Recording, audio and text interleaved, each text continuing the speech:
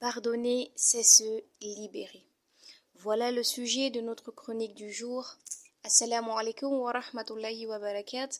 Bien le bonjour ou bien le bonsoir à tous et à toutes. Je suis Yasmine Mahmoud et bienvenue dans ma chronique intitulée Ramadan, mon bien-aimé. Le mois béni de Ramadan est une opportunité qu'il ne faut pas laisser passer.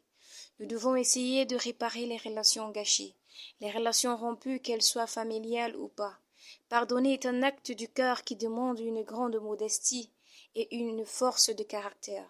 Ce n'est pas être faible que de tourner la page, mais bien au contraire, c'est être conscient de son devenir après la mort et être conscient que le lourd fardeau de la rancune et de la rancœur ne fait que nous éloigner de notre Seigneur, exalté soit son nom. Nous avons dans l'exemple du prophète Mohammed sallallahu alayhi wa sallam un modèle de clémence et de pardon. Le prophète sallallahu alayhi wa sallam a été persécuté, humilié, chassé de chez lui. Et pourtant, lorsqu'il revient victorieux à la Mecque après tant d'années difficiles, il accorde son pardon et fait preuve d'une grande miséricorde envers les personnes qu'il avait jadis chassées.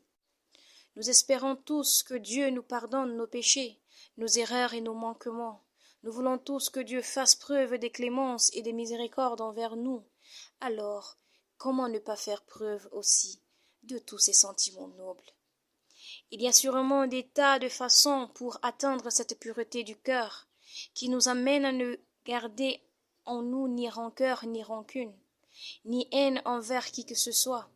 Parmi ces façons, il y a certainement le fait de nous souvenir que la personne en face n'est finalement qu'un être humain, sujet à faiblesse et à l'erreur. Se souvenir de tous les biens qu'elle a pu nous procurer, se souvenir de toutes ses qualités, se rappeler tous les bons moments passés. Et puis, se dire finalement, je suis aussi une personne qui peut un jour se tromper, blesser l'autre et faire des erreurs. Faire des évocations pour sa sœur ou son frère qui nous a fait du mal est un excellent remède pour apaiser le cœur.